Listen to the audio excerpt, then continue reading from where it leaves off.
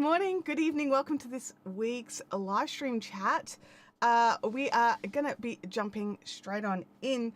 So Doug got my heart like freaking out, like straight as the stream was starting, but I'm like, total pro, no. And this is one of the things I want to talk about today about adding live stream, like why we add live streams to our live streaming or to our YouTube content calendar or to our content calendar if you're outside of YouTube. One of the things that's really important about in this world of AI and over-processed 4K is the reality, the humanism, the mistakes, the seeing that we are actually just people, you know, like the same as you, we're just people. And being able to convey that in a way when we're live it's super important. That's all I could say. It's super important to be able to prove to people, to be able to prove to your audience that you too are human, that you too are fallible, and that you too can make mistakes. So my top mistake for this morning was I thought, oh yeah, I'm on top of it. Everything's set up. I'm good to go. I'm going to sit and have my brekkie and have a coffee.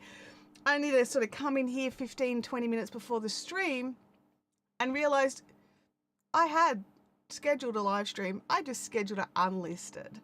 So there was like 2 hours there where it could have been doing its thing. If it was going to do a thing, it couldn't because I'd left it unlisted. So be sure to check these things. And the other thing was I thought I'd gone in and changed it to public and I just mustn't have clicked save. I must have just clicked off rather than save. So mistakes happen. But one of the things about portraying the human face, about portraying the reality of who you really are. So I was having a discussion with some friends over the weekend about AI thumbnails and about how they look and how great they are to make and how they're fantastic, because they are. They can be excellent. But the thing that I have, and it's going to come back to my own personal weaknesses, my own personal struggles, is I don't want to put an AI prettied up version of myself on my thumbnails, because the shock factor of the reality when they're live is just out there. It's just too much. And I've tried making the AI thumbnails of myself and they really do go hard. They go hard. And for me, I've got my gray hair, I've got my skin issues, I've got my weight, I've got, aging. AI can take all that away, no problems. And it can do it just like that. And it can make a beautiful thumbnail, but it doesn't reflect the reality of me. And I'm not saying don't use it, don't do it, but you have to be prepared for that disconnect with your audience. And AI is getting a lot better and it's being a lot more gentle with some of these things. It was like, you remember back in the day when everybody who went live on Instagram didn't want to move over to the other platforms because they couldn't use their filters. Well, not everybody, maybe lots of girls. They didn't want to move over to Instagram, away from Instagram, because they couldn't use the filters that they had become so reliant upon. They were so used to this mask being put over them that they couldn't stream IRL. And my question to those ladies when I was talking to them was, well, what do you do when you meet someone in real life? What do you do if you meet someone at an event or on the street or anything like that? Like, they're going to see the real you. And if you especially if you're a business person and you're having meetings and you're talking to clients, the face and the image that you have set up doesn't match the reality. And this is one of the things that I really love about live streaming. And if you've been here before, I go pretty low key live streaming. I don't go high tech gear. I don't go 15 camera angles. I don't use filters. I try to make it clear. And that is all. I try to make everything sort of visually correct, and that is all, because I figured that I could be wrong, let me know in the chat, I could be wrong, but I figure that the information and the conversation that we're having is more important than trying to, you know, glam it all up. Now, I'm not saying don't do it. If you want to do it and you enjoy doing it, you should do it because it's part of who you are. But my point is, if you don't enjoy doing it and you find all of that sort of stuff stressful, you don't need it. You just don't. Not if your goal is to have conversations with real people. So real people have made it to the chat, so we should say hello. So Leanne jumped in first. Happy Monday for us, Leanne. Absolutely, it is Monday. Why is that so high up? Let's fix that. Doug's heart attack this morning. Thanks, Doug, for the little heart attack. Like, whoa, I'm awake now. I had no idea how that kind of thing would happen, but turned out it was just a blip. It was just a blip. Livestream Consultants is in the house. Hey, Livestream Consultants, good to see you. Doug's putting excellent advice out there. Make sure you share the stream. Please, please, please share the stream. Let's have a look. Everyone's saying hello to each other. Look, I have a checklist, and I checked my checklist. I thought that I clicked public and clicked again, but I must have just clicked off anyway. It didn't work, and I should have double checked it. Check the checklists. The filter slackers. Yeah, I was always perplexed by what they did in real life when they met people when they were no longer on Instagram. Doug's throwing out the real questions here. Who is real? That's a big one. That's actually an excellent question, and I'm going to run off that a little bit because something that we do, and a little bit into Livestream Consultants next thing here as well. So they're going to go together. But with who is real, when we're live streaming, when we're creating content, we may not necessarily be pushing for the 100% true version of ourselves, the version our families see, the version that chats to your mum, the version that talks to your kids.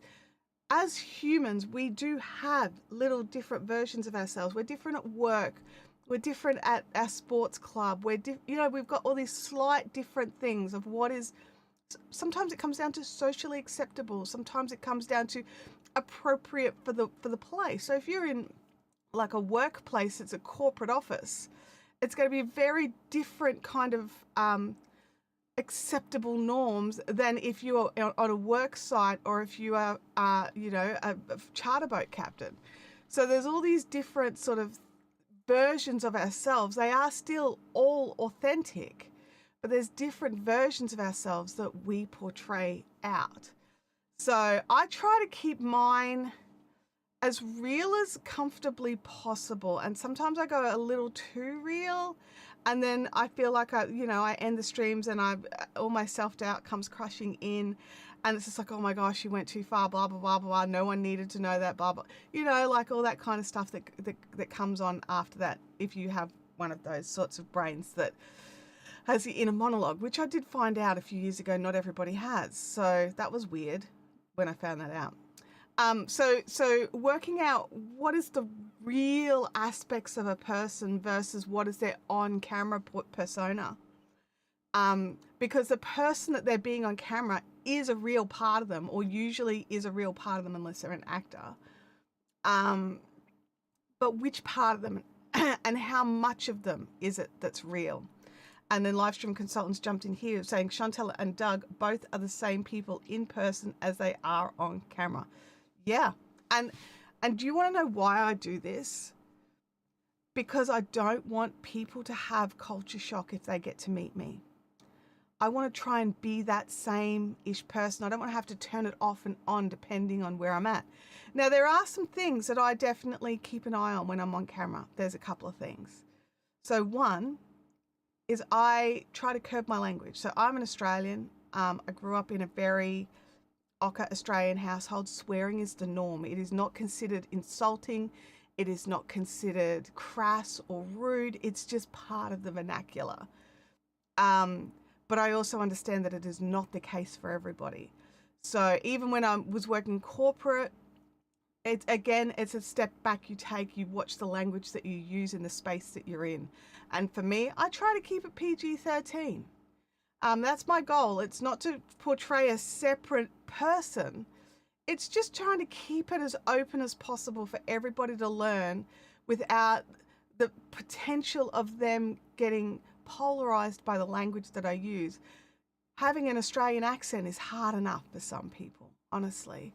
Um, uh, let's have a look here. Congrats on 700 subscribers. I noticed that this morning. I'm very excited. Thank you to all of you who have subscribed. I very much appreciate it. I very much do. Leanne and I have had plenty of time together away from camera. So yeah, it's definitely different. It's definitely different. And this is a part of me that is real. There really is a part of me that doesn't swear. There really is a part of me that does. But this is the part of me that I share with you on camera because I'm trying to make the content more consumable. And I don't feel like it's fake me because it's nearly like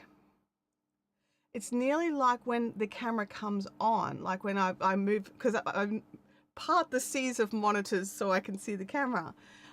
It's nearly like my brain just switches gear a little bit, like, okay, corporate time. And it's not like, oh, let's be a fake different person for live streaming. No, it's let's just make this content more palatable to a wider audience. There are some people that get really upset even with the most basicest? It's not a word, they'll probably be upset with that too. But the most basic and the most low level of swearing that, basically our toddlers use. So try very, very hard to not incorporate any of that or as little of that as possible. Sometimes, things come out. So that was a massive first point, right? First point being that we can be who we need to be to build the trust of our audience, to build the knowledge that you're a real person and that you can be trusted. You're not just a brand. You're not just a fake person. You don't only work in a highly polished environment. You can also function on the fly in a live stream with people asking real questions. And that's another point I want to talk about here is the live interaction, the instant responses. Now I say instant. We do know there's between when you type a comment and when I get a chance to read it, it's at least 20 seconds between the YouTube signals and all that sort of stuff. So is it really instant? I consider it pretty much instant compared to sending an email, waiting for somebody to get to the desk, open the email, think about it a while, respond to the email. So I do consider that a bit more instant. So if you drop in questions, if you have a comment and you pop it in the chat here, there is more likely a chance to see a real response. So if you're talking to a brand and you ask them a question about their product and they can't answer it and they gloss over it and they try to avoid it, your alarm bells go off. You're like, what, do they not know, or is there an issue? Because you understand that like humans want to answer questions. We see a question, we want to answer it. And so if they're avoiding the question, there's usually a bigger picture behind it. It could be that it's the next point and they just want to wait until that next point. So sometimes a little patience is what you need. But also sometimes there's an issue, sometimes there really is an issue. And sometimes people can only work off their script. Now, I don't really have a script. I've got notes. I try to keep it, you guys have been here a while, those of you that aren't new. And I try to keep it pretty off the cuff and pretty light. So it's, I try to allow room for you, if that makes any sense. When I'm writing the notes and when I'm coming up with an idea for a live stream, I'm making sure I leave room for you. Because without you leaving comments, without you asking questions, I may as well just do a pre-recorded video. But personally, I personally prefer live streams, and I know not everybody does. And one of the things I want to talk about when it comes to live streams is that some people are like, oh yeah, live streams take so much less work. I don't necessarily agree with that. They take different amount of work. So they take a different mental load. Now, yeah, sure, you may not need an editor at the end of your live stream before it's palatable and consumable for your audience. And for me, saving that editing time is huge. Like that's not, let's not diminish that. It is a huge undertaking and a huge task. However, you still need to do just as much research. You still need to do a thumbnail. You still need to do a clickable title. You still need all of the other packaging that comes with. And sometimes you need to redo it at the end because you may have gone completely off the rails and hit on other topics and didn't hit on the topic you planned on as much. And you can go in and you can change that for the replay audience. But going live still requires effort. It still requires you to have your checklist, to make sure things are running, to make sure your internet's not being naughty, to make sure you've got your lights on, your camera's clean, you know, all the other checklist things. It's not a nothing event. Live streaming takes just as much preparation as recording a video. However, you don't have the editing process at the end, unless you go into repurposing, which if you're not repurposing your live streams, don't be me. Don't be me. Make sure you are repurposing your live streams. Now, you don't have to, like, if you don't like, some people really don't like the look of Opus clips, okay? They really don't like how the font works. There's so many people that use Opus clips that leave it on the stock standard font and type of bounce and all that sort of stuff. They just leave it there. They don't make any adjustments. When you go into Opus Clip, you can let Opus Clip go in and choose some great clips. You can add to it. You can run through, you'd be like, oh yeah, I remember I said something earlier. You can run through and find something and add that in to the clip that they have created for you. You can remove things very easily. The other thing that you can do is you can customize the font size, how many lines, if it's underlined, if it highlights, there's so many options for adjusting the font to make it your own, to fit your own branding. And it's just the yellow and green with that particular font that just looks so Opus Clip. If you set it up, you can set it up and save it as a template or a preset. It's a preset, I think. You don't have to think about it again. You can set it up to match your branding. You don't have to think about it again. But Opus Clip is really great, and they're coming in with some really cool tools if you want the extra B-roll, if you want all these extra things. Opus Clip are making it very easy, but if you don't have to use Opus Clip, you can have an editor who goes in and edits your shorts. You can be the editor who goes in and edits all of your shorts if that's what you want. The other thing is, it doesn't have to be a short. You've recorded this piece of 16:9 content, and probably quite a long piece in the scheme of things. It could be an hour, it could be longer. You could go in and cut out a 5 or 10 minute piece and make it a standalone video. There's no reason to not do that. You don't have to make it a vertical short. That just gets you into another feed, a different kind of part of your audience, a different kind of viewer. And so I personally think you could probably do both. And it's your content. You can reuse your own content on YouTube, no problems. It's only if you're trying to reuse other people's content that it becomes an issue. So make sure you're just reusing your own content. Anything that you're adding into them is you own the copyright for. If you're using music, if you're using any kind of imagery, photos, videos, things like that, make sure you own all of that. Because not only will your live stream get dinged if you use stuff that's not yours, but if you perpetuate it into your shorter cuts or your short form content, all of them can be dinged. So just be very careful and mindful in what we're doing there. 30 how we've got here. 30 seconds for my comments, as they have to go farther in the ether to get to you from here. They do. They have to come quite a long way. They really do. Hello, Henry. Great to see you in the chat. Thank you for the congratulations. Very much appreciate that. It's been a slow burn on this channel with a live stream only plan. And also my work and other things like that getting in the way sometimes. So I don't always even get to live stream when I want to. So the next point I wanted to make about live streaming is watch time. Okay, so there's this whole thing around, you know, we've got to get our watch time. Especially if you're a channel like this one that's not yet in YPP, you need to build that watch time within the 365 days, whether it's 3,000 hours or 4,000 hours, depending on your goal. You need to get that within 365 days. That's a rolling 365 days.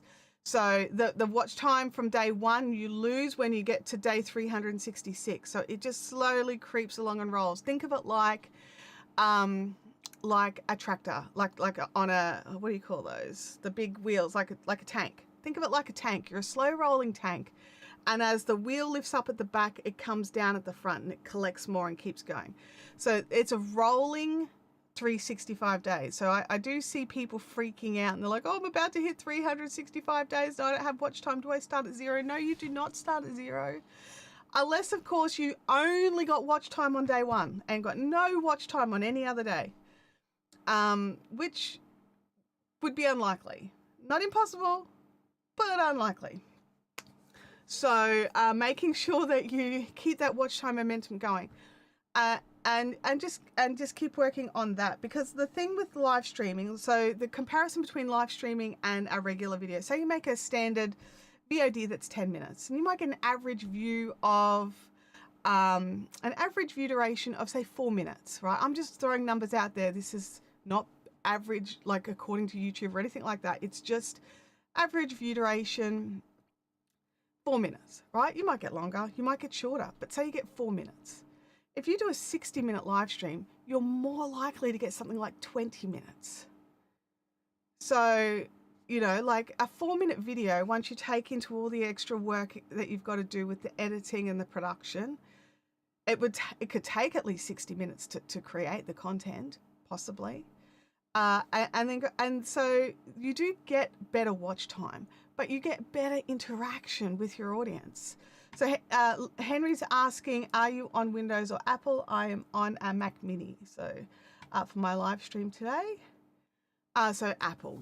But yeah, so it's definitely one of these things where not everybody does get the better watch time on their live streams. If nobody's watching your live stream, you're not going to get the watch time. Let's just straight up be honest. If you're getting 0 views, you're getting 0 watch time.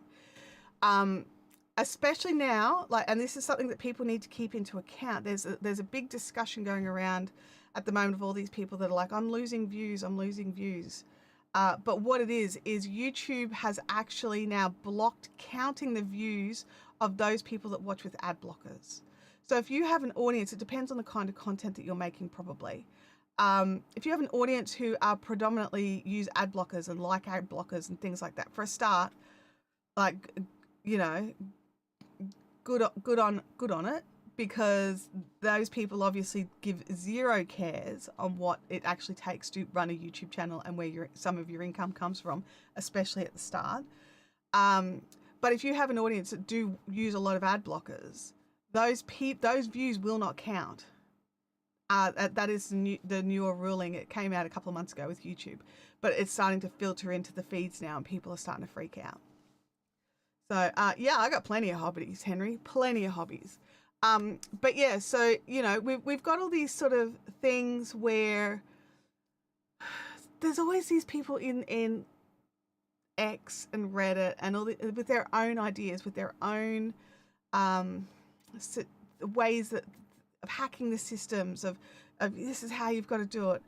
There's only one way to work YouTube, and that is to find who your audience is and make content for that audience. So, you know, that's it. That's the way to do YouTube. There's no shortcuts. There's no hacks. There's no, you know, there's best practices, but there's no hacks. There's no use these keywords. None of that works. Those days are long gone. YouTube is a performance-based system. You need to be making your videos perform for your audience.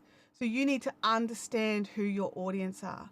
You may not be making videos for people like yourself. You might be making videos for people who are your potential customer, for people who like a particular product, who like a particular thing. You need to understand those people and you need to make content for those people. You can live stream all day long. If you're not making content that your audience wants to watch, they're not going to watch. And YouTube may find a different audience for you.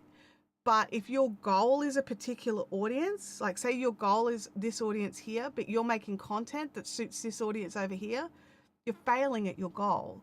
If your goal is this audience, like, and then you see other people like, YouTube's showing my content to the wrong audience. No, they're not. You're making the content for the wrong audience. YouTube is showing it to people that are more likely to enjoy it. Oh, excuse me. Home Rapid Repair. Great to see you, Larry. Tech channel viewers are apparently all using ad blocking software. Yeah, there's a lot of techie people that do use ad blockers. And it's probably because they are, you know, more comfortable using sort of different technology like that, whereas not everybody is. But they are now doing a disservice to the channels that they love by doing that. So, you know, whether they care or not, it's a whole nother ball game. I do have a viewer on my yarn crafting channel, and she actually sent me a message letting me know that she watches YouTube with ad blockers, but actually turns it off when she's watching on my channel now that she understands why it's an issue. And so she doesn't for all the channels that she watches, but she's learned that for those channels that she really feels like she's a fan of, or feels like that she's like getting to be part of in a circle of, or things like that, she actually remembers to turn her ad blocker off. So that's something that you could do if you're an ad blocky person and like using your ad blockers. Think of the channels that you absolutely love and maybe temporarily turn it off for those sorts of things. I don't know, it's your call. Let me have a look here. And we have one more point. There's one more point on my list, and then we can go into like rando time, because we love rando time here, don't we? Just because you're live streaming doesn't mean you need the high-end gear. I said it. If you're a gear junkie and you've got like tons of cameras and microphones and stuff like that already, that's a whole different kettle of fish, okay? You've already got the gear. You're not going to reinvest and buy 5 cameras and have a 5 camera point setup and then need an A10 mini to control all your cameras and, you know, like all this different stuff. You don't need it. You really don't. What you need is a clear image and some clear audio. And whether that's using, like I'm using a Sony a6400 that I bought in 2019. Now, it's a solid camera. I won't lie. It's a solid camera. It is not state of the art. And I have zero intentions on getting rid of it until it like turns to dust or something. It's a great camera. I really enjoy using it. I'm currently microphoning with a Rode NTG, and I do have a couple of microphone options for different situations. I talk with my hands. So having the boom arm microphones, I bang them, and you know, so you need to work out what works for you and go from there. But the thing I want to say is that like AirPods and your little Samsung buds, their microphones are getting better. Like they're not, I would not consider them radio quality, but you know what? They're probably good enough. They don't have interference. People can hear your voice consistently and clearly. You don't need to go any higher than that if you don't want to. Especially if you're testing out, if you're enjoying live streaming. If you're putting your toe in the water, you don't need to go out and buy a Rodecaster and a Shure SM7B and a low line, you know, like pod mic holder and 15 lights and 3 camera angles. You don't need to do any of that. You may plan on, you might have an image in your head of what you want your live stream to look like, and you want to aspire to that. But everything that I have here is over 10 years of live streaming. Slowly upgrading, slowly getting the next thing. I started live streaming on my other channel about 10 years ago using, what was I using right at the start? I was using just our standard desktop computer. Our internet was the biggest issue. We had 5 megabits per second down and 2 up. And everywhere I read said, nah, you can't live stream. There's no way you can live stream. It was just like, dude, there's got to be a way to live stream. So I consumed everything I could from all the gaming live streamers out there, and because they did the best tutorials on how to set things up at the time. It's a bit different now. You can find a lot more stuff. But back then, only gamers live streamed, and I wanted to do knitting. So I needed a 2-camera setup so I could have my face for connection and my hands to show what I was working on.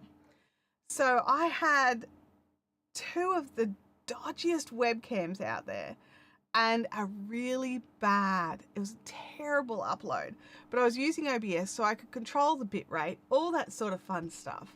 So being told that no, you can't do it with what you've got is probably unlikely.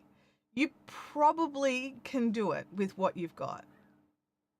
I was chatting with my brother. He wants to do some gaming live streaming, and he was having a complaint about, you know, he doesn't have the gear he needs for it. And I'm like, well, how do you live stream? What are you live streaming to? And he's like you would know. And I kind of looked at him and he goes, oh, sorry. Okay, I'm live streaming to Switch. I want to do it from my PlayStation, but my internet's so bad. And I'm like, well, what's your internet speed? And he told me, and I was like, Daniel, just plug your PlayStation in with an Ethernet port. Don't try and do it over Wi-Fi. Your upload speed's fine. You'll be fine. So he's giving that a test. I don't know how that's going to go yet. He's told me he was going to let me know, but that was just this last week. And he was just like, oh, I didn't even think of that. And I was like, yeah, you making your PlayStation and your house Wi-Fi do all the work. We had a problem here with our house Wi-Fi. Now I do try to remember to hardline plug for my internet for my live streams, but this is a very, very basic live stream. Okay. This is a 5 megabit per second live stream. I'm using Ecamm, so they say I'm only using 5. And so I don't have, like, it's not a crazy amount of data, and we've got pretty decent download and upload for Australia. For Australia, I need to clarify that. Not many people in Australia have gigabit internet. There is some, but not many. I am not on that list. I've got 250 down and 100 up, which is actually really quite good for Australia. I'm doing a dance considering I started with 5 down and 2 up, and then jumped up to 10 down and 3 up, and then massive jump when we went to cable internet of like 40 down and 10 up. World changing. So over the years, it's just slowly gotten better and better and better. But we were having so many problems here with the internet. And it was just, I did a pile of different research. It turned out that our router and our mesh system were clashing with each other. But then the mesh system was also having its own problem. So I had like 2 lots of individual problems just all at once. So we've actually just recently replaced our entire mesh system. So we've still got the same ISP and everything into the house, but the mesh that we have for our house now is just so much better. It's so much more stable. And like, I'm knocking wood here because since we've set it up, we've had not a single dropout. So we were having dropouts every couple of hours before, and now we've not a single dropout. So, and the other thing I love about this new mesh system is that I can actually hardline my computer to the mesh tower, and so it's not having to go Wi-Fi to Wi-Fi to Wi-Fi, then to line. It's a tri-band system as well rather than dual band. So I had to learn a lot. Let's just say that. But so far it's been great. And I'm just knocking wood and just really happy and my family's happy. I haven't had to run a 10-meter cable across 2 rooms to get to the actual router. So far, so good. But you need to look at what you've got, what you already have, and what is the lowest possible spend to make that usable. Is it just a cable?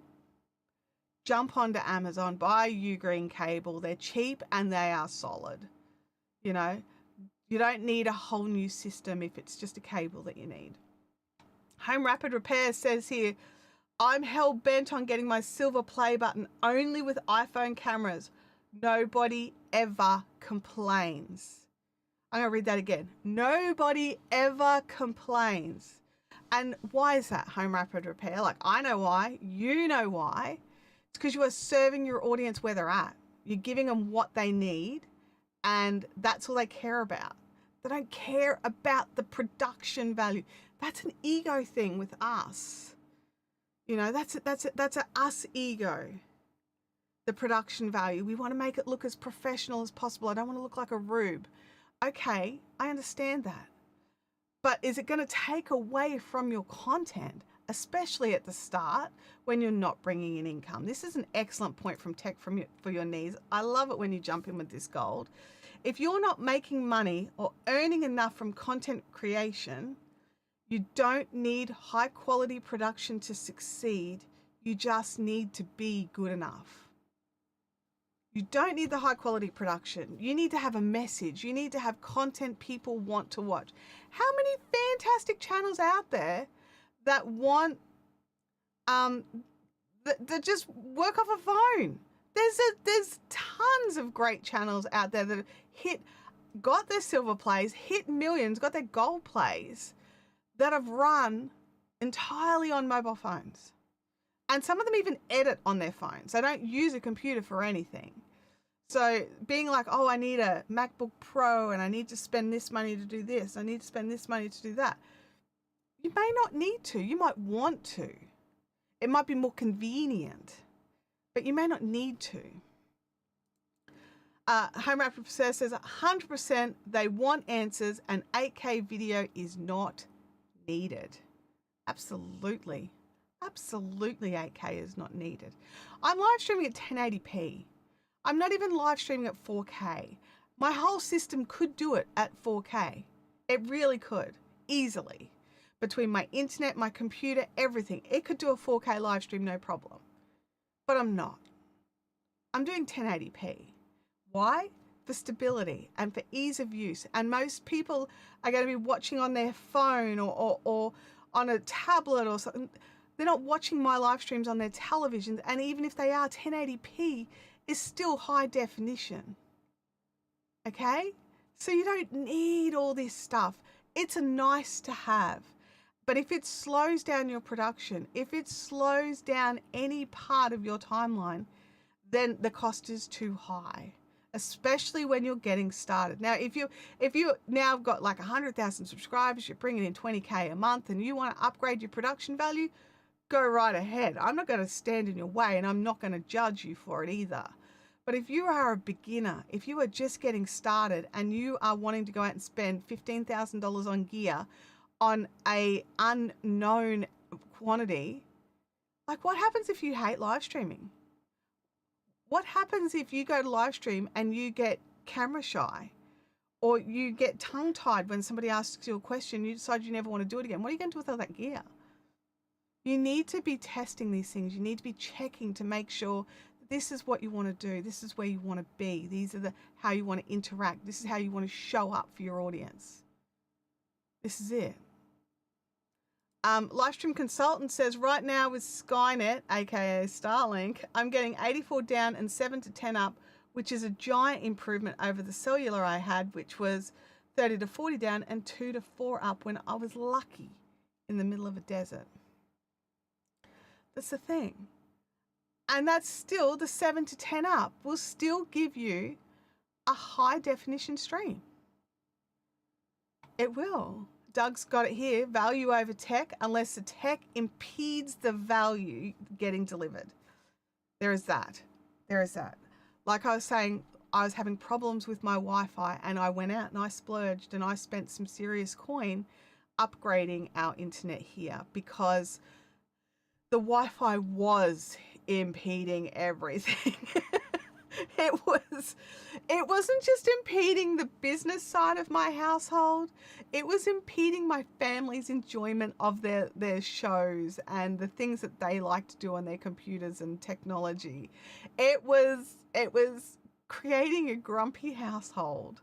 And so the upgrade was needed. So I had Google Mesh. It was the 2016 to 2019 Google Mesh system that they had. And, you know, I couldn't update it. There was no firmware for it. There was nothing. It was done. So sometimes you do need to do the upgrades. Sometimes you do. But think about it and work out how it's going to work out for you. And look, I'm not a financial planner. I'm not an accountant. But if you are considering getting into debt to start your YouTube channel, I would consider again. Unless you're like planning a mobile phone plan or something like that, anything else that would cause you to get into debt to start your channel, I personally don't think is a good idea. I really don't. I think you need to reconsider what your plan is. Livestream consultant says, I can barely tell the difference between a 720p and a 1080p on a 43-inch LCD TV. Is that in the good way or the bad way there, Livestream consultants? But yeah, like this is the thing. There's always going to be those people in the audience that are like the purists. Like, why can't I watch this in 4K? It's like, dude, I'm not streaming in 4K. Why not? Are you not a professional? Yeah, I am a professional. But the image is enough. I'm not showing detailed maps. I'm not showing any like intricate, like if you are a person who is in there zooming in microscopically on stuff and you need pristine, clear imagery, then you need to consider 4K if you're live streaming. And I do record in 4K for my videos. When I make videos, I use 4K for those. Purely because everything does it automatically.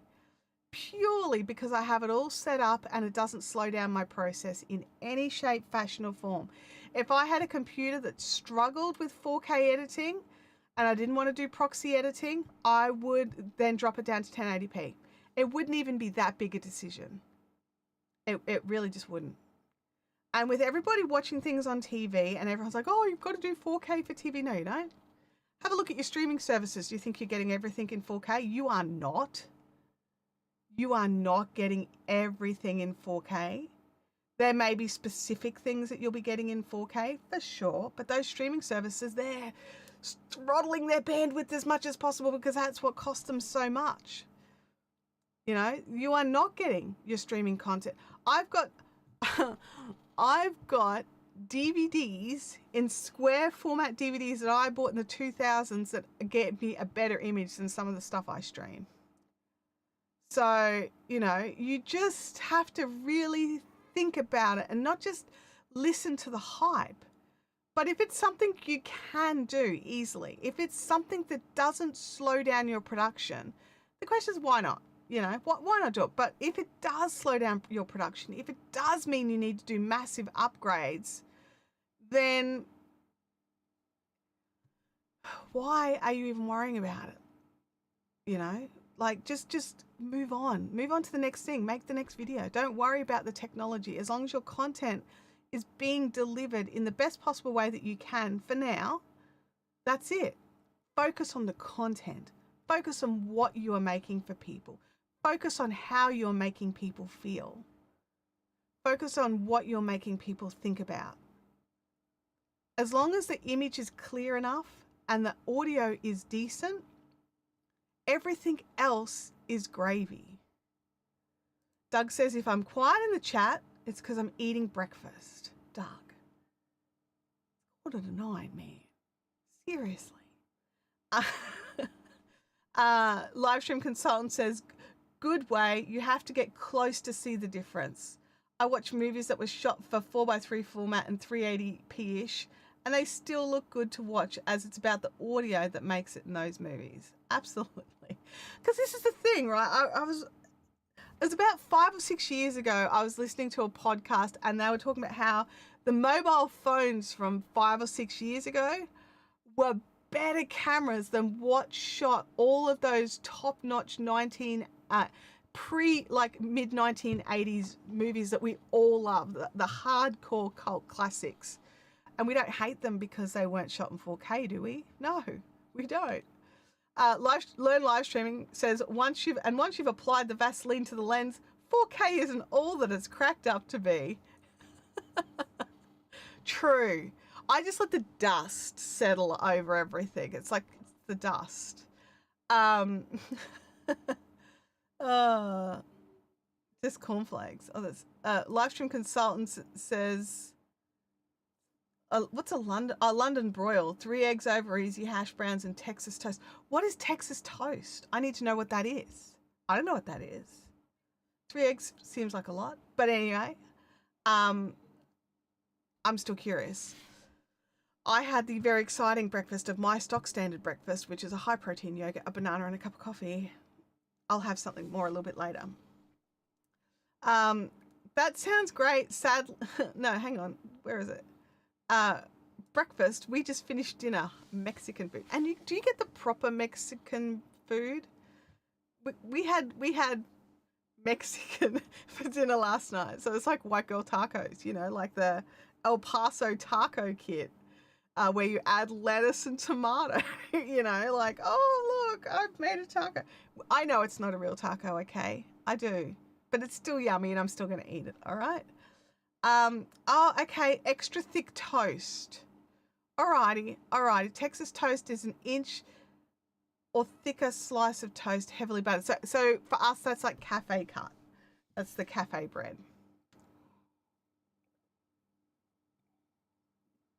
I like buying the cafe cut raisin toast at the supermarket. You get like 5 pieces in like a full loaf. There's like 6 pieces. Like, anyway. Leanne had overnight oats with a dragon fruit. That sounds amazing. Livestream consultant says, I'm getting Taco Bell tonight. We just got in. We have a local Taco Bell, funnily enough. I've not really eaten there much. Livestream consultant says, I cannot hear. I'm not here for the carbohydrate chat. That's so funny. What are you here for? What are you here for?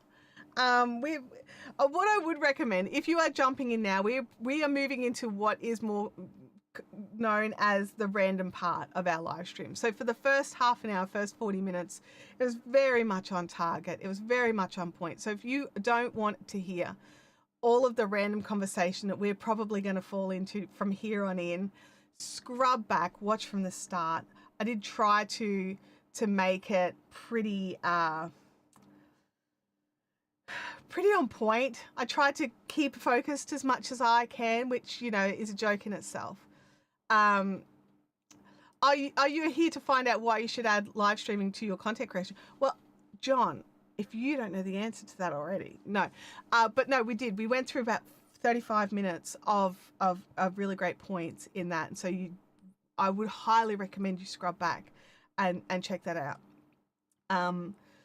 But my main reason, like just TLDR, my main reason for live streaming is my connection to you, is to talk to you directly, is to have that instant response back. It is, for me personally, I also struggle with editing my own face. I have no problems editing other people, but when it comes to editing my own face, I really struggle with that. And so I can make a pile of videos and then just never edit them. And I found that if I just do it as a live stream, and I can trim a live stream, I can cut the live stream into other content when I get around to it. That is less stressful to me than doing a pre-recorded piece of content. Now, we all have our own personal demons. We all have our own personal ways of doing things. So for you, that may not be an issue. For me, it is. And so live streaming really helps with that. But the ultimate goal for me is the conversation, the two-way street. I know that I am answering the questions that you have, that you want. And that's why I add live streaming to my content creation. Doug says, Jules on horizontal streams. Hey, yeah. I haven't seen it in the wild. Have you seen it in the wild? I haven't seen it actually happen yet. And Australia is part of the Jules thing now. So I would get to see it if it was rolled out everywhere. Is it coming soon, or is it already rolled out? I'm not entirely sure. I've missed the news I missed your news this week, Doug. I ended up just zoned out. I've had a pretty interesting couple of weeks here. Just my brain's just not been great. And so, but yeah, so I don't know if it's 100%. If it is rolled out and you can see it, like, please don't feel that you need to use it if you can see it, but let me know if you can even see it. Here we go. And I have actually scheduled a live this week, so I'm already doing okay. Well, that is awesome. That is awesome. Doug says he likes live streaming because of the less editing. That is excellent. John says, I was this close to ordering the DJI Osmo Pocket 4, but DJI already out of stock. But also this week's stream is me trying to convince myself to use the gear I already have. And this is something I did touch on earlier about gear. Was there's two different reasons to get gear, okay? So there is the buying gear because you enjoy buying gear, right? And understanding that cutoff point between I love gear, I'm a gear nerd, I love nerding out with gear, versus, oh, I need this gear to make content, right? I'm a gear nerd. I love gear, and I really have to, like, not buy things because I want them, right? It's not because I feel that they're going to next level my content. I don't believe that, because I've got the good gear and I still use this setup, right? Because I don't buy the gear for the, sometimes I'll utilize it. If I've got it handy, I'll be like, yeah, I'll use that. I've got it here. And as things die and as things break, like, I replace my lights. They weren't dead, but these lights are way better and they control how I want them to be controlled. But I also knew at the end of the day, replacing my lights, my fully functioning lights, was not going to change pretty much anything in the way I delivered my content, and therefore in the way my audience reacted to my content. So understanding the difference between you wanting to buy gear because gear is fun versus I'm going to buy this gear because it's going to next level my channel. There's a line there. And you need to know which side of the line you're on. And if you're buying gear because it's fun and you can afford it, then do it and have no judgment. If you're buying gear over here because you need it for your channel and you may not be able to afford it and you're still going to push yourself to do it anyway, that's when I start saying you need to think again. You sound like you need one of those asada giant Mexican tortilla wrap burritos with homemade salsa that you can burn. You dribble. Oh my gosh. Okay. John has a random YouTube question. I'm getting a lot of great video on my videos, and I'm genuinely not sure if they're real comments or spam comments. Anyone experiencing this? I'm actually seeing a bit of it going around.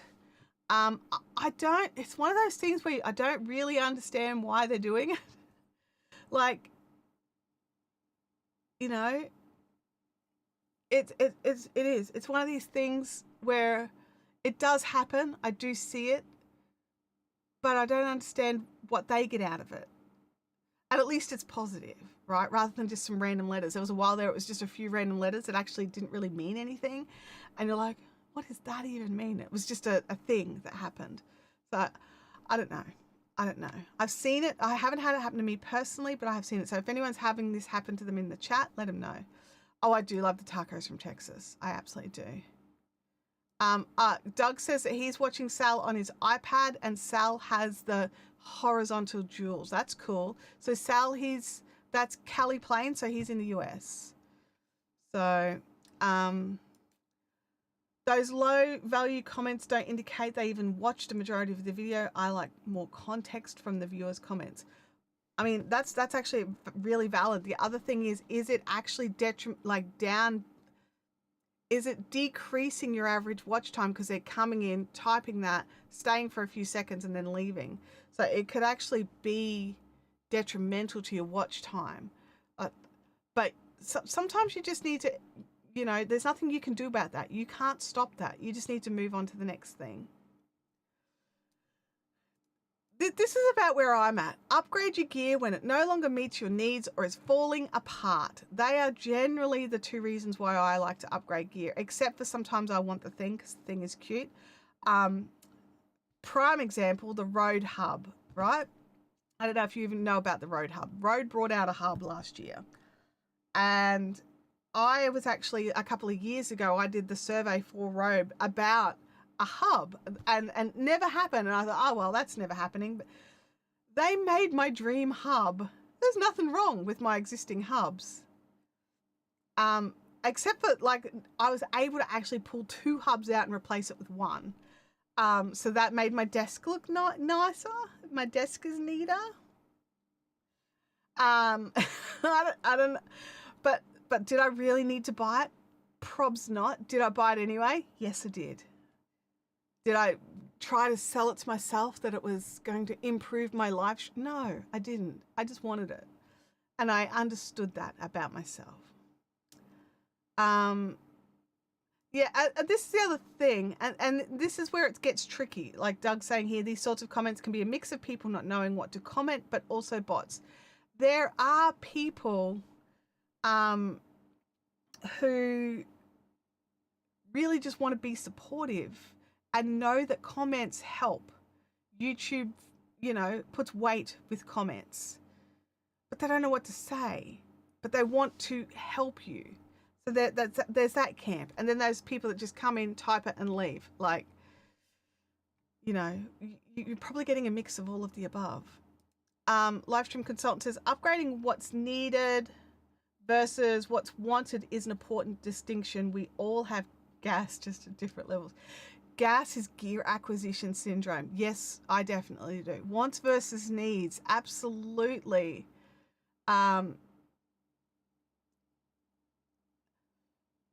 Live streaming said, I'm more of a teacher than a social streamer, but I'm not excited by the prospect of random TikTok-esque effects on YouTube streams. Yeah, look, I'm kind of with you on that. If I wanted a TikTok style live stream, guess where I'd be streaming? TikTok. If I wanted an Instagram style live stream, guess where I'd be streaming? Instagram. This whole blurring of all the platforms doesn't sit right with me. And I understand I'm probably the minority on this, honestly. I really do. But my audience is here on YouTube.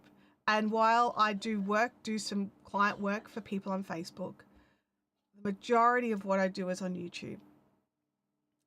And so I feel my audience is here on YouTube. Does it mean that my audience may not be on TikTok wanting to get into YouTube? They could be. They really could be. But I can honestly say for myself, if I was wanting to learn how to stream on TikTok, guess where I'd go? I'd go to TikTok and find TikTok streamers to try and learn from. If I want to stream on YouTube, I want to go to YouTube streamers and learn how to stream from YouTube streamers. If I want to stream on Twitch and learn how to stream on Twitch, I'm going to Twitch. That could just be me. Let me know in the chat. If you want to learn how to do something, do you go to the actual platform, or do you go to a different platform and want to learn how to bring that over to the new platform? Upgrade your gear when you've had a hard week and need a little treat. Hey, don't knock that. Seriously. I do tend to buy yarn in that instance, but sometimes it's gear. Sometimes. Livestream consultant says, your chair is a prime example of a serious need versus a want. Oh, absolutely. This was, how do I describe this? I was having serious back issues, right? Like at the chiropractor all the time, because the lumbar support on my existing chair was in the wrong spot for my body, right? It was out by like this much and not movable. And there were other options than this particular chair, but this one ticked so many boxes. It really did. And I've had zero regrets. The one regret I've had, which was a bonus add-on, was their rollerblade wheels. Their rollerblade wheels are awful. I don't recommend you buy them. I'm like, all the ball bearings have been falling out. I'm about to have to put back their stock standard wheels because these are starting to really struggle to roll. I don't recommend their rollerblade wheels. I have had the Amazon rollerblade wheels in my other chairs for 5 years with less issues than what I've had with this one in 12 months. So don't buy the rollerblade wheels, get the standard wheels. But everything else has been amazing, being able to adjust. But yeah, it was definite. Sorry, I love this chair. There was a definite need versus want, and I needed a properly supporting chair. Doug can support the buying the gear at the end of a hard week. Yeah. Someone wrote on a video of mine, "You're really smart." And I was like, well, this is clearly a trap. My brain would have gone to the same place. It's like, what? I'm not responding. No. On my friends' channels, including you guys, I don't click on a video if I don't have time to watch the majority of it. Average viewer duration is huge. It is. It's such a huge input. I'm the same. If I know a friend's streaming, I try not to do the jump in and jump out. Like sometimes something happens and I think I'm going to have time to watch at least 10 minutes. Because that's in my brain, I want to give them at least 10 minutes. I'd prefer to give them their full stream if possible, but at least 10 minutes. And then sometimes something will happen and I'll have to jump out or I'll have to mute it. That tends to be what I do, is I'll leave it running and I'll mute it, which I don't know if YouTube know that if I do that or not. But anyway, so I leave it. I don't put it in the background. I leave it full screen, but then mute it so I can do whatever else it was that I needed to do. But and then go back to the stream. That's the other thing. If I'm hoping to go back to it, I'm not playing the system. I'm just trying to keep an eye on the chat, because I'm obsessed with live chats. Has anyone noticed? But yeah, like being there, especially there for your friends, right? Like this is one of those things, and I see it all the time, and you see it in memes and stuff, especially in the crafting industry, where it's just like all these people that ask their friends at small businesses for favors and for deals, but then they're willing to go out and pay full price for some richo, massive superstars brands. And you're just sort of like, the massive richo superstar, they've already made it. They've already got their billions of dollars or their hundreds of millions of dollars or anything. Your friend is starting something new. They actually need your support more. So I look at YouTube channels the same way. Let me look here. YouTube has such a head start with serious video creators. I think nobody ever catches them, depending on the type of content that it is. I'm not quite did I miss something there? I'm not quite sure what the context is there. John says, and most of the TikTok, Instagram streams are often someone doing nothing but saying hello to people as they pop up in the chat. And I assume the replay value of that is nothing. Yeah, look, I had a friend of mine who used to do some pretty seriously good Facebook live streams, and she had it all set up so that she was actually showing slides and stuff like that. And so I try not to generalize quite that hard, but I see why you have. Yeah, Leanne says, sounds sensible to me. Go to the platform you want to go live on. Yeah, that's right. If you want to learn how to do something on a particular platform, why not try to learn it on that platform? On YouTube live streams, majority of the views come after the live, but with what you have described, that wouldn't occur. Yeah, absolutely. Absolutely. And I get majority of my views after my live, that's for sure. And also channels that I've worked on. So like prime example, Matt's Off-Road Games had like a live stream where there was 16,000 people who watched it live. So that was the number I could see live. I didn't see the after the show stats, because we know that changes depending on if they come in and go out. That was just the 16,000 concurrent viewers.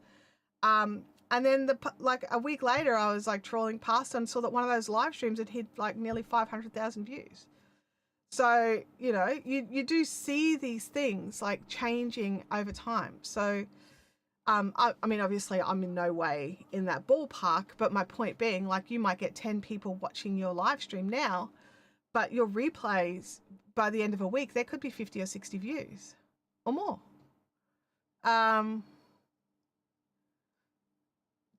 Leanne says, does it matter if you're watching a replay in segments to watch time hours? No, it's each minute that you watch counts as a minute that you watch.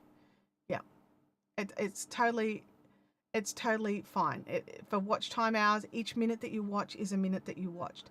If you watch them on like double speed, each minute that you watched is each minute that you watched. So if you watched a 10-minute video at double speed, you were there for 5 minutes, so they'll get 5 minutes, even though it was a 10-minute video. So be aware of that. John says, although someone watched a replay and complained that I talked to the live viewers way too much. Oh, yeah, absolutely. And I get that as well. But look, and I'm not going to make I'm making no apologies for this. I'm here live, right? And you're here live. I get annoyed by those streamers that ignore the live chat. The live chat made the effort to be there exactly when you're there. And for some of them, it's not their time zone. They've made a huge effort to be there, and you can't even take the time to say hello or answer their question because you're too busy making a piece of content. I'm sorry, make a VOD. If you're in no way going to if you have zero plan to interact with your live audience, don't do a live stream. Like, I'm not kidding. I'm seriously not kidding. It is a pet peeve. But if you're interviewing somebody and your attention needs to be on that guest, have a chat to the live audience at the start, have a little chat in the middle, have a little chat at the end, have some and let them know I'm going to be taking questions at the end. Let them know it's a live audience experience and you are not letting the live audience interact. Pre-record it.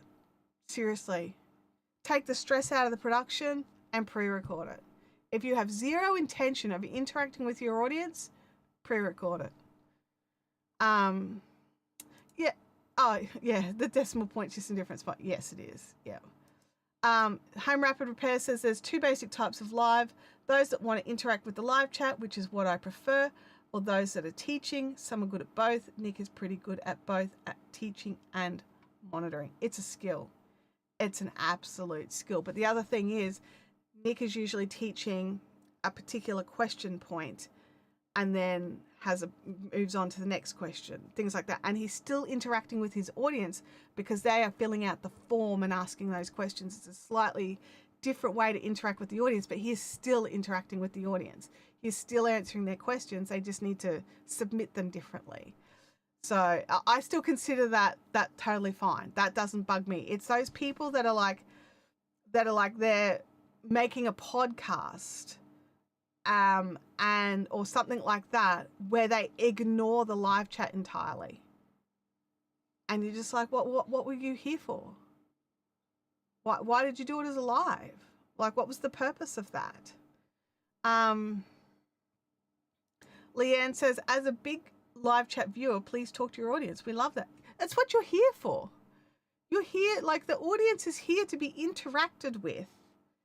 If you're not chatting with your audience, you're not interacting with them. You're just spewing information at them, which may well be perfectly good information and they may well want it. But if there's no two-way street, why bother live streaming?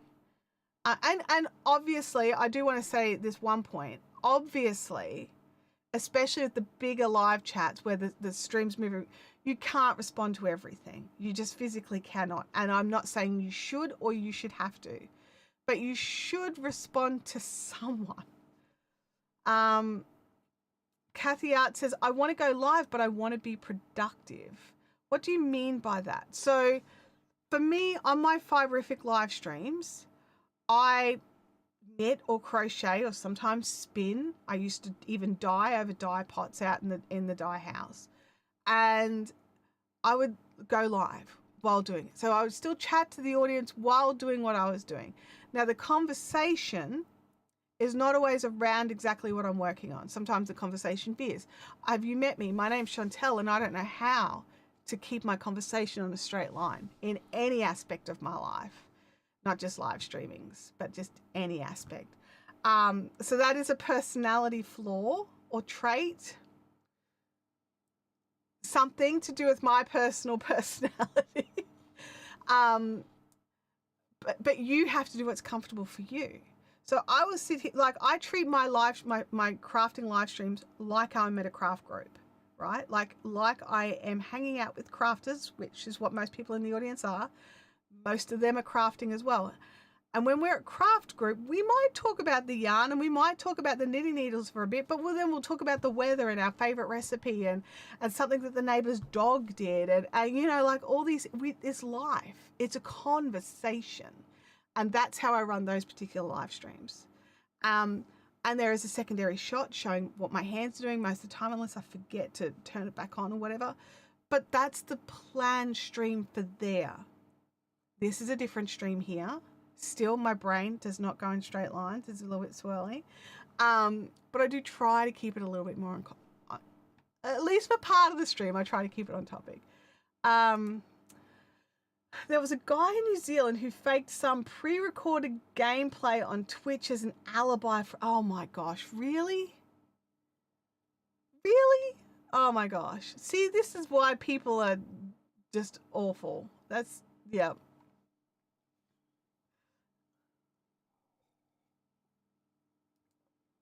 I've watched a number of business channels that go live and they do not talk to the chat at all. I tend to watch them after the fact because they should have just recorded it. Exactly. Like, what is, if you've got a choice, right? And usually most people do. It depends on the time zone and the content and things like that. Suddenly the timing of that squirrel pop-up felt really appropriate. That's why it's there. Where was I saying? It was last, oh yeah. If you've got a choice, right, between two live streams to watch, and you know one of them, they're not going to interact with the audience at all, and the replay is going to be exactly what the live stream is. There's going to be no difference. And the other one, they interact with the audience. Guess which one I'm going to go and watch? I'm going to go and watch the one that they interact with the audience, because the other one, I can just watch whenever I want. It's not going to diminish my view in any shape, fashion, or form. Now, there's a middle ground. There really is. There's a middle ground. There is, like, what I try to do here, okay? This is what I try to do. Whether I succeed or not, that's a whole nother point. But what I try to do here is I try to impart some knowledge. At the beginning of the streams, I try to make it jump in, say good day to a few people, and then get into it. And that's what I try to do here. So if you're joining this stream now, we've been going for 45 minutes. The first, sorry, not 45, an hour and 15. The first 45 minutes or the first 40 minutes were very much notes, like tried to keep it as down the line as I can possibly get. So if you're here for that, you need to scrub back to that and watch that. From here on out, and from about 10 minutes, 20 minutes ago, you need to understand that this is the time I have aside in my chat specifically to talk to you. I want to try and impart the information. I do. It's valuable information that we all need and we need to understand. I wish was around more when I was learning how to live stream. But at the same time, I want to help you with your actual questions as well. I'm not going to know what they are unless you put them in the chat. And then how can I help you if I don't read them and just move on? I can't. I need to interact with the chat to learn about my audience. I need to interact with my chat to connect with my audience. If you are not connecting with your audience in some way, whether it's a live stream, whether it makes people, how you create your content, makes your audience feel like you are listening, you have to somehow create a connection. Now, I only live stream, so the other options are not really there for me. But for me, if I don't interact with you in the chat, I don't feel like I've connected with you. And that, I might be wrong. I could be wrong.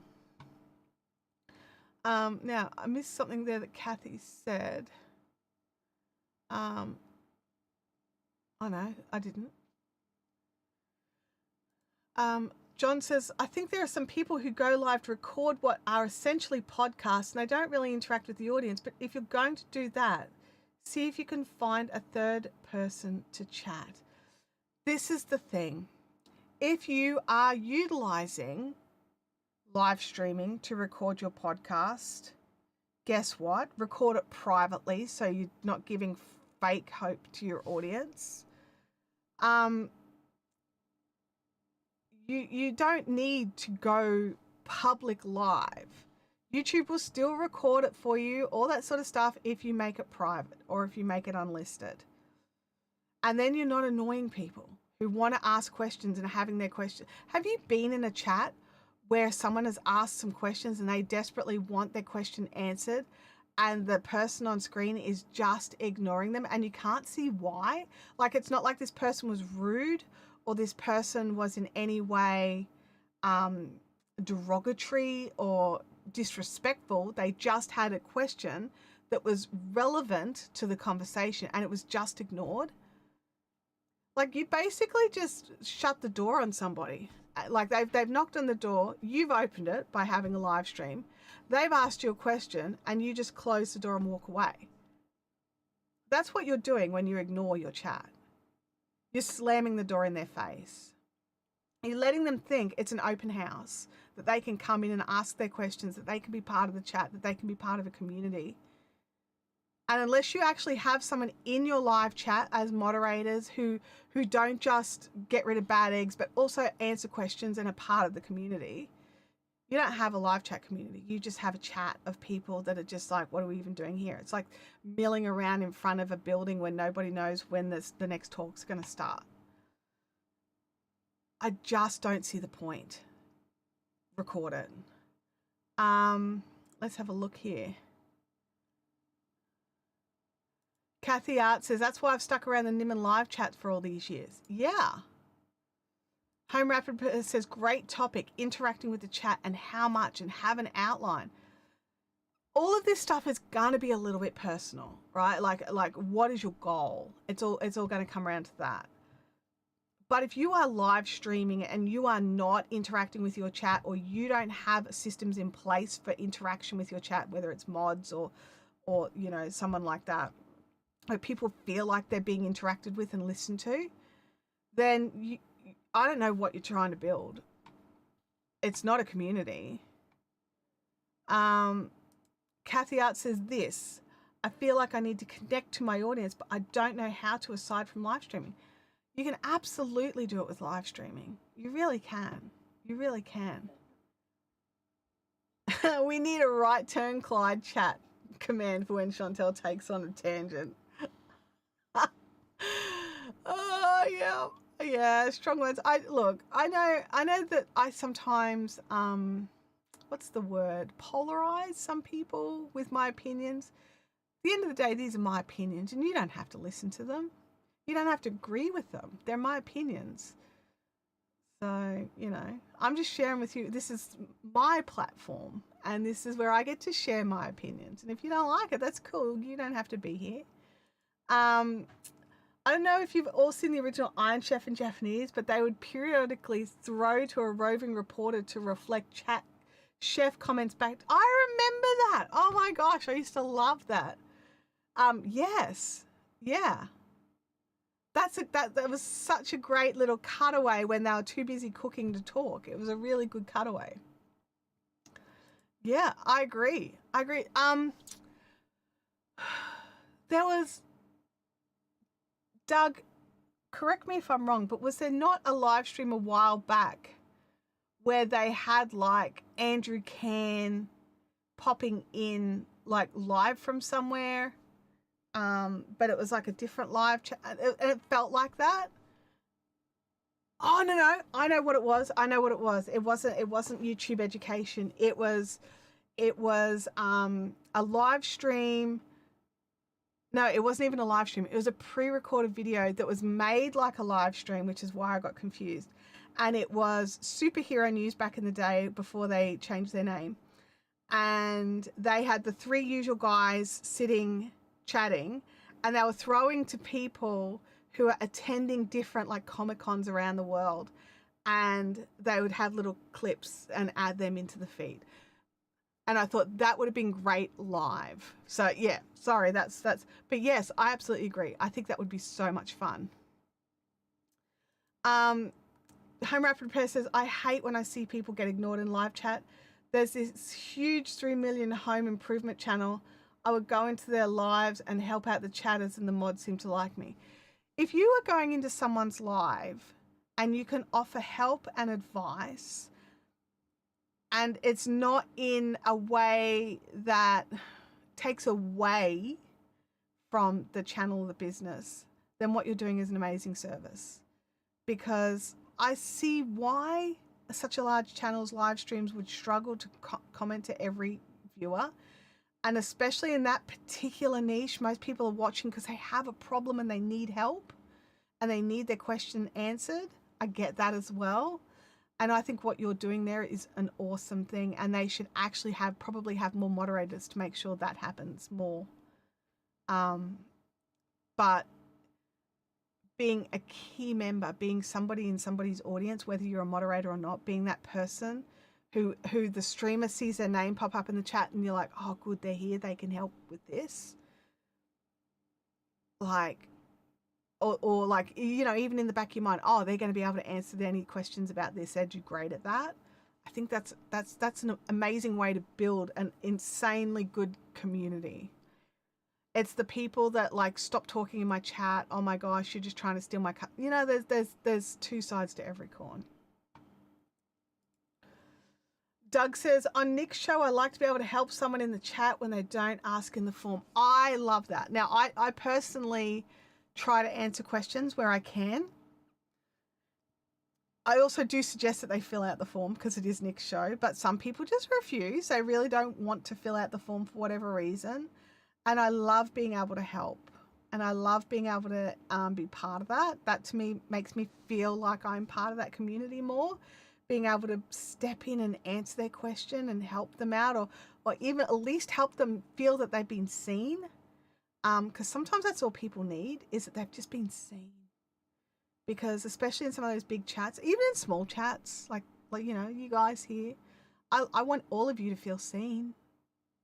I want all of you to know that if you've got your question here or a comment or joining in the conversation, whatever, I want you to feel seen. Because you made the actual effort to be here at the time that I could do this, which I know is not the most convenient time for everybody. I really do, and I'm sorry about that. Time zones, grr. And I want to make sure that you feel seen because you've made that next level effort. See, this is how I see live stream audience, right? So let me know if you're the same. So there are YouTube viewers who watch your videos, right? And they might watch it whenever they feel like it, and they might binge watch a few videos every few months, whatever. Then there's those people that come in and the second your video drops, they've watched it straight up. They're like, they know you drop a video at 5 a.m. on a Tuesday every week, and when they wake up in the morning, it's the first video they watch every time. They're stalwart. They are awesome. Then there's the next level, like, because they are awesome. Don't get me wrong, absolutely awesome. Then live stream audience, I actually put above that. Live stream audience are the people that come and join you when you are live, when you are there. No matter what time it is for them, no matter what, if they are in your live stream audience at that time, they are next level. And then the next level, slightly down between those two levels, is the people that just cannot make it to the live but still want to support and be part of it. So they're the people that jump into your comments, be like replay crew. The replay crew that comment are the next level. So in my brain, that's my hierarchy. I don't know, I jumped around that hierarchy a bit, but that's my hierarchy. And so I put all of you that are here right now, top of the list. Chantelle needs to get her Molyneux and out and start tapping it in her hands. Yeah. Let's have a, yeah, Doug is exceptional. Doug is exceptional at that. Some people struggle with chat comments because they're not good at reading, but there are tools to help with that. Even Social Stream Ninja chat can read comments aloud if you need that. Look, I'm good at reading, and still sometimes I'll be trying to read a chat, like a comment, and my brain like, is that a sentence? Does that, like, what? And I have to read it a few times. And then sometimes I just have to be like straight up, like, I don't know what you're trying to say. I'm so sorry. Can you try again? So yeah, it's, you know, it's one of those things. Livestream consultant says, I popped into Doug's stream this week, but candidly, it was way beyond my normal bedtime. It didn't last long. Yeah, Doug's stream starts quite late. Because he's aiming for his audience. So it's a little bit, it's a smidge dash early for some of his audience. Most of them are still consuming their first cups of coffee for the day. Us live stream audiences are a peculiar crew. I don't know if peculiar is the word I'd use. I would say supportive and like next level. Live streaming consultant says I once did a guest appearance at 11 p.m. my local time and sheesh, never again. Yeah, it's a hard one. It's a hard one. Like especially if you want to be a guest on someone's like live and they only ever stream like me, I stream at a particular time. I used to when I was having the guests for the live streams, I would struggle trying to line them up onto the time I wanted to have the live stream. So that's why sometimes it wiggled around a little bit. Um, but yeah, sorting out like guests for your stream can be a bit tricky. Oh, John, I'm so sorry. I'm so sorry. I am. I did I do it again? I'm so sorry. It's because I just read the first part, like the live stream. Well, you got learn live streaming, but like it's, yeah. Kathy Art says, yeah, I'll go live with Beanie. Yeah, like, so that's like a US and Australian on the, like trying to find that time zone where you both work together. That's a fun one. So it's on Fridays at 9:30 p.m. for you. Yeah.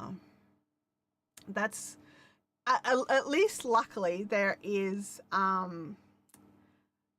there's a few good hours, right? There's a few good hours where there's overlap. So I've been streaming at 10 a.m. Brisbane time on a Thursday for the last 9 years, right? And I know that it's like the after dinner crowd in the US.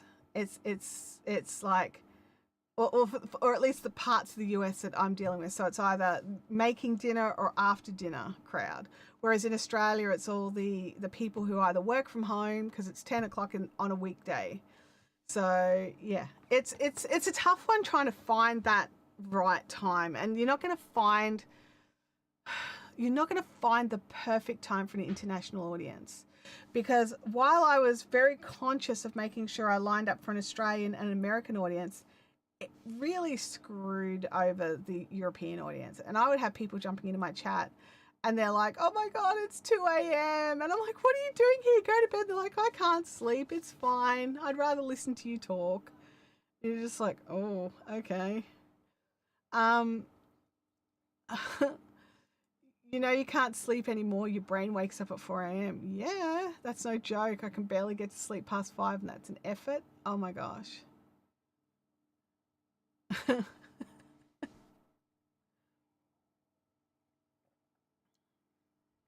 But Kathy, like you and Beanie have got your live stream. Are you wanting to do an additional live stream on top of that one? Or is the live stream that you want to do totally different? Like, because I know you've got a couple of channels, so like I'm not quite sure which way you want to go there. John from Learn Live Streaming says the only Europeans in my chat are nocturnal, but they are still my main audience. Yeah. So you do want to do something else on your art channel. Have you checked out any other like art or craft live streams? And I know art and craft are totally different, and some people are really funny about them being bundled together. But from a technology perspective and from like a viewer perspective, whether you're showing painting or crochet, you're still showing a shot down on. So I'm not bundling the experiences together. I'm trying to sort of like from the viewer's perspective. Oh, it is the same for you? Yeah. Okay. Because I know some people it's really not, and they get really finicky about it. Like I've been in the crafting and the yarn crafting industry for like 15, 20 years now, and there are some people that are like, it's a really sore point. But okay, so it's the same for you. So because what I would suggest is you have a look at some of these channels and see what it is that they're doing. Have a look at some of the content they're putting out. And have a look, and don't look at it from like what they're saying. Look at it from the perspective of viewing. Like, do you like that shot? Is that something you want to try and replicate for yourself? you know, things like that. So you could like pretty much like there's some amazing art channels out there, honestly. Like this like speedrun art, which just I just watch it, just it's just mesmerizing. It's just absolutely mesmerizing. See, and I grew up in an interesting home. My father is a painter and a sculptor, and I am a yarn crafter. And paint by numbers, baby. Bring me the paint by numbers. And so we've always had this thing, and he is never in any way second classed what I do, because he's like, man, I can wear what you make. All I can do is look at what I make or drink out of it if he sculpts, or he pots as well, so it sculpts. But I can wear what you make, and I'm like, okay, cool. But having a look at what all these different channels do from a technical perspective, and listen to how they're interacting with their audience, and listen to how they ask or how they talk, and the content might be different, and you might need to try and visualize your own stuff onto it, which this is advice for everybody. Go and check out what your peers are doing, and go and check out what adjacent channels are doing from a technology. I learned how to live stream from gaming channels, and I didn't game. I was not planning on, well, I mean, I did. I actually did all my test streaming gaming on Twitch for the technology side of it. But my plan was always yarn craft streaming. Okay. So, which was just, no one was doing yarn craft streaming back then. Now everybody's doing it, but no one was doing it back then. And so having the looking at things from your perspective. So it's like when you look in comments areas and you think, oh, I could answer that question for my audience, things like that. You can do the exact same thing when you're watching other people's live streams. You can be like, oh, I really like that camera angle. I wonder how they got it. And then you can go into looking at it, like how to place your overhead cameras, how to connect, like if you're doing digital art, how to connect your device to make it show on screen while still having a camera, you know, like the technical side of it. Because sometimes getting some of that stuff out of the way frees up the chat better. Having that technology just working frees you up so you can interact with the chat. You can work on what you're working on. You can draw, you can crochet, whatever it is that you're doing. But you can look up and answer questions in the chat. I personally think that if you're doing, like for me, what I have is I have my chat down low on my monitor.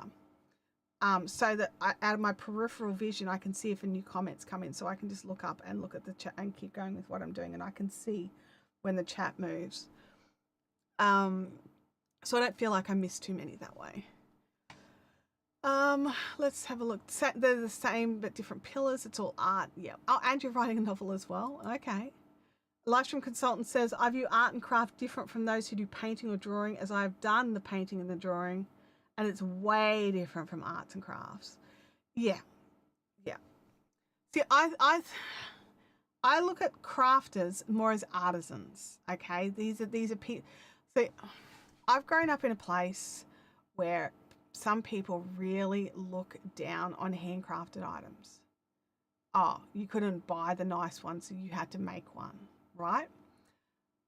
And so I've gone to find the groups and the places that taught how to do it phenomenally. So these people are teaching master spinners.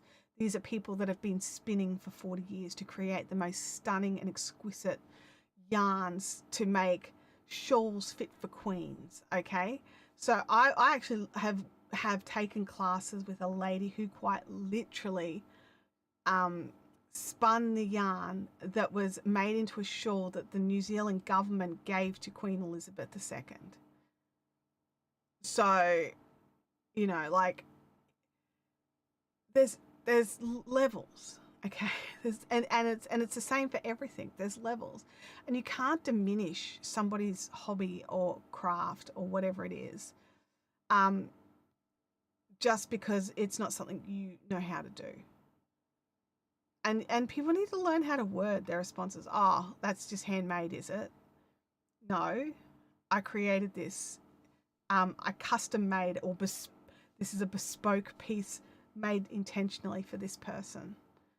It's not just handmade, is it? So I suppose I come at it with like some baggage, is really what I'm trying to say. Um, there are all kinds of opportunities to learn from people who do different stuff than you.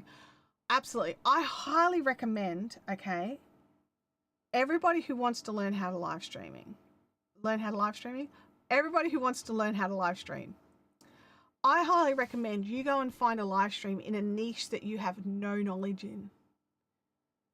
Zero knowledge, and see how those people interact with their audience and things like that. I think Chantelle should have a coffee mug that says, "Do you even have 5 spinning wheels?" I'm like, do I even have 5 spinning wheels anymore? I know I did at one stage, but I have sold a couple now. I think right now I have 4. I don't have 5. I have 5 knitting machines. No, actually, I've got 4 knitting machines too. I got rid of a knitting machine too. I would love for people to ask me things. Yeah, that's a big thing. Getting that chat moving, getting that conversation rolling. I would say, especially in a quiet chat to start with, you need to ask questions so that they feel confident to respond and that they understand that it's a safe place for them to type, especially if it's people that aren't used to watching live streams. Oh, ouch. Ouch. There are levels of live streamers also. Those that kind of do the live streaming right and those that are Chantelle. See, I read that the other way. Like they do it right, but I don't. Is that right? Oh, that's hilarious. Ask questions, vamp for a bit to give people time, and even get a friend or two to start the conversation if possible. Yeah, that's a big thing. If you can, sounds awful. If you can have somebody in the chat, whether that you've got them there as a moderator or not, have them there and them asking you questions and you responding to the questions, people see, oh wait, she'll actually respond if I ask. Like, why are you blending these 2 colors together to get this one? I would have done this. It's just like, oh, that's actually an interesting way to do that. I did it this way because of tones. I wanted this particular, you know what I mean? You can really go into it. But, you know, priming the pump can be a huge part of that. That's a great suggestion, learn live streaming. Yeah, let's not ask that question. Because I don't know the number. It's got to be 20, at least. It's got to be, anyway. Oh, dear. I have a couple of chat bots. I should get them to start asking questions, as long as they're not like bot names, because no one's going to feel like you're responding to the chat if it's very obviously bots. But yeah, you could totally get that to at least just break the ice, test it out, see if it works. Oh, yeah, sorry. All you have to do is mention not talking to the chat or tacos. I love tacos. People who don't talk to their chat just don't deserve live streams.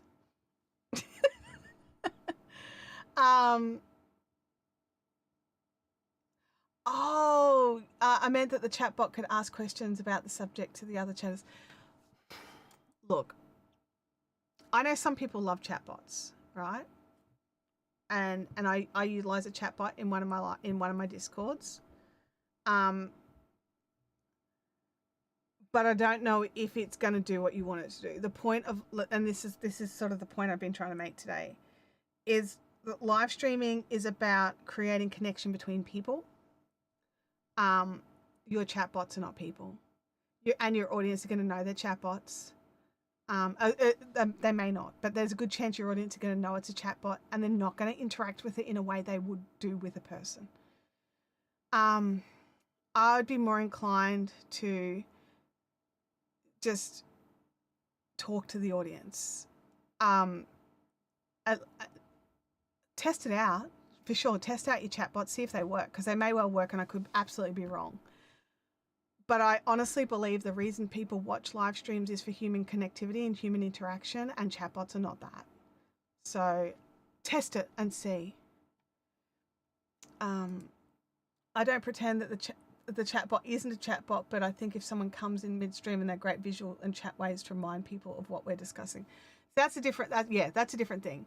That's not a bad thing to have. If they're just saying, hey, we're talking about this, do you have any questions? That's a bit different than feigning interaction, because that's not actually getting them to interact with your audience. That's just dropping it's nearly the same as like if you've got a Nightbot dropping a link for your merch. It's a similar thing there. That's fine. I thought that you were talking more about getting the chatbot to start the conversation in the chat rather than just be informational. Sorry, I went off on another little, but yeah, if you're just like, hey, we're having a chat about this, blah, blah, blah, blah, blah, that's fine. And that's probably quite useful, to be honest. But as long as it's not like you're expecting the chatbot to start the conversation in the chat. John's chat support, and it does spit out links and greets regulars in certain ways. Yeah, that's cool. That's cool. Yeah, Right Turn Clyde would have been perfect for this. Yeah, absolutely. That's the other thing that could be super useful and fun. Sorry, Right Turn again. We're just about to do a full 90. Is like when somebody reads a question and then they've taken it in like totally the wrong direction than what the actual intended question was meant to go, and you're sitting there like, yeah, that's not what I asked. But a great way would be like to have something like, hey, like reread the question, or that's not how the question was asked, or whatever, or whatever. I don't know how you do it, but something funny. I think funny would work better. Oh, goodness me.